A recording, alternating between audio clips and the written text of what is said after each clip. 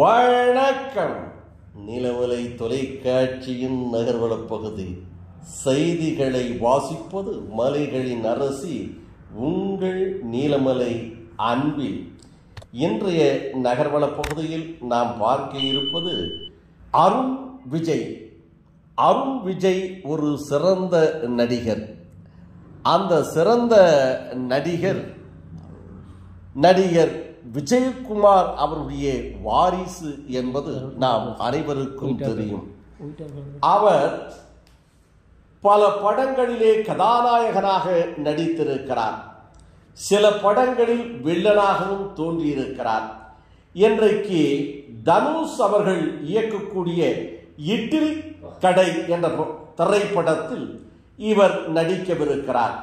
இந்த படத்தில் அதிக சம்பளம் பெற்ற நடிகராக திரு அருண் விஜய் சொல்லப்படுகிறது.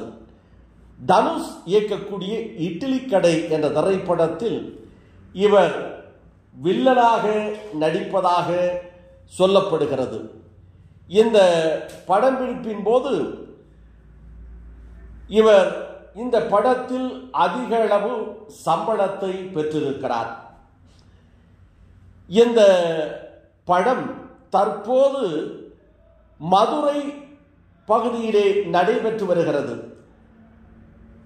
இந்த இட்லி கடை படத்தில் அருண் விஜய் வாங்கிய சம்பளம் குறித்து தற்போது தகவல் வெளியாகியுள்ளது.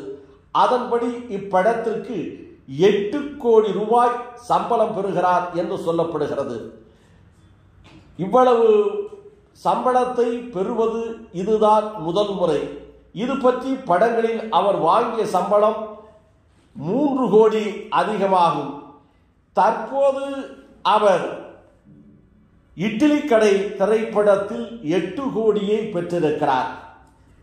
இவர் 3 கோடி அதிகமான சம்பளம் உண்மையான பட்சத்தில் அருண் விஜயின் கேரியரிலே இது அதிகமான சம்பளமாக இருக்கும் என்று இதற்கு முன்பாக அஜித் நடிப்பில் வெளியான என்னை அறிதல் படத்தில் அருண் விஜய் வில்லனாக நடித்திருந்தார்.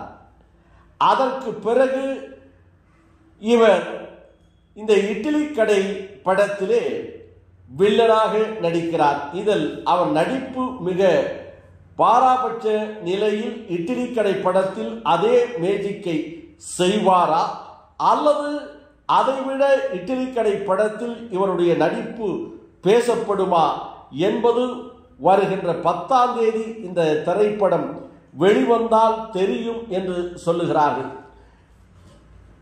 அருண் விஜய் ஒரு அருமையான நடிகர். அவர் இட்லி கடை என்ற திரைப்படத்தில் வில்லனாக தோன்றியிருக்கிறார் என்பது குறிப்பிடத்தக்கது. அருண் விஜய் ஏற்கனவே பல படங்களில் கதாநாயகனாக நடித்திருக்கிறார். அந்த அருண் விஜய் இவர் இந்த படத்திலே வில்லனாக தோன்றி தனுஷோடு இட்லி கடை என்ற திரைப்படத்தில் நடித்து வருவது இன்றைக்கு பேசும் பொருளாகவும் ஊடகங்களிலே வருகின்ற ஒரு செய்தியாகவும் அமைந்திருக்கிறது என்பது நமது சிறப்பு செய்தியாளர் ஆசா அமீத் அவர்கள் சென்னையிலே இருந்து திரு ரவி அவர்களோடு இந்த தகவலை நமக்கு தெரிவித்திருக்கிறார்.